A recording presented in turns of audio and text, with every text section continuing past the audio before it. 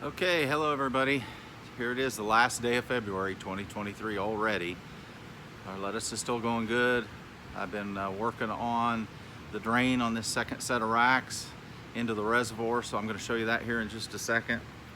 Um, been a little delayed. My wife has had a few stomach problems. The southern remedy for joint aches and headaches is good old-fashioned Coca-Cola and the goody powder, but unfortunately after about 30 years of that, it's or more, it's caught up with her, and so she's got a few stomach ulcers. She's getting treated, so I've been at the hospital with her. Good thing is that they're not too far advanced. She'll obviously have to change her dietary habits, but she'll be on the mend, so we'll get her back on the videos here soon. But anyway, let's take a look at what we got going on behind us back here today. Okay, so as I walk down here, I won't be able to do it too easily from here as I can't get inside the racks very well, but you can see we established a good gravity fall line so that as the reservoir drains down this slope, the trays drain into the drain, then we got enough slope to get everything flowing in good order back to the reservoir. Got a little cleanup to do, and I've got to build out some supports for the drain pipe here that comes across. This fan is currently out of service. We got to get a motor replacement on it. It was not there when we bought and took down the greenhouse, but our other three fans are running. The reservoir for the Beto buckets is coming next. Just a lot going on, but boy, I tell you what, a lot of trial and error to get those angles, to get the right thing. That's why I didn't video it in time lapse. I don't know that I had enough memory on the camera, as you could see.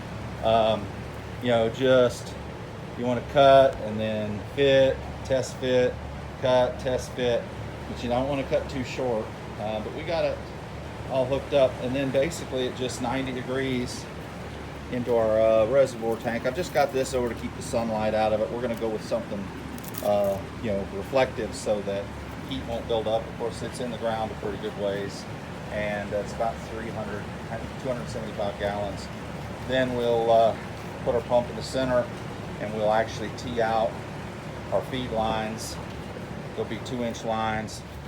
They'll run along the bottom, and then they'll branch out to smaller lines to feed. That way, if you feed it from one end to the other, you're running a risk of getting pressure drop and flow differentials. So what you want to do is you want to run your main feed down, and then you want to have, you know, trunks that come up and then distribution out from there, so that you equalize your flow to all the channels. When you start getting into, you know, 80 feet a rack, you got to make sure that your distribution's fine. Here it wasn't too much of a problem, although I ended up putting 2 small pumps in there and feeding from opposite ends, just because I was already starting to, in one rack, I was starting to see some pressure fluctuation, or some, not really pressure, but flow fluctuation.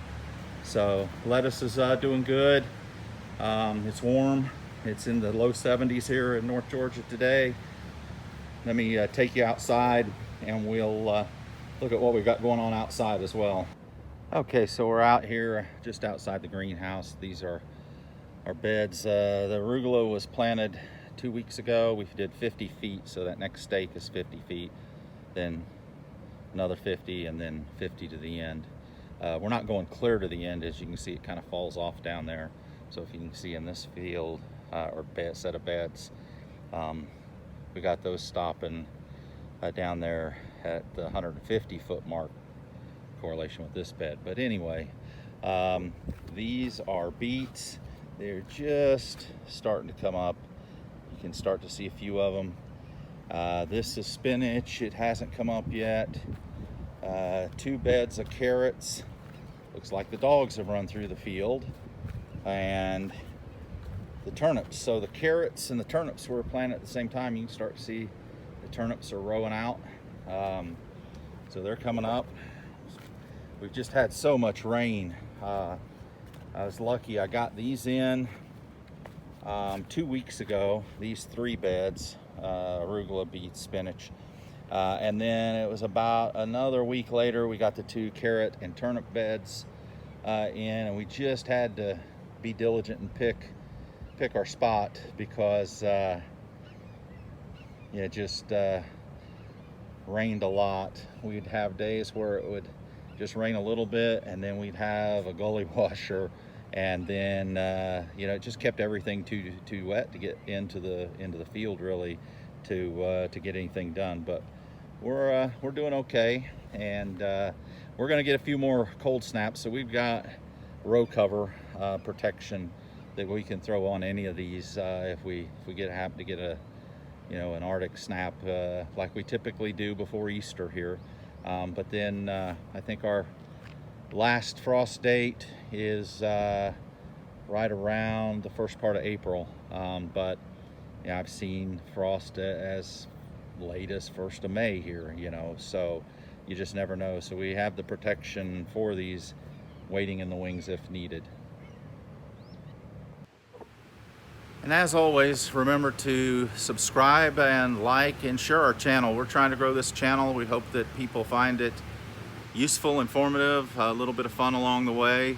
We'll be getting into some more boating stuff after we get some of this set up and established and get it going. Then we'll focus our attention back to some of the boating activities, but it'll all be intermixed. So hope you enjoy.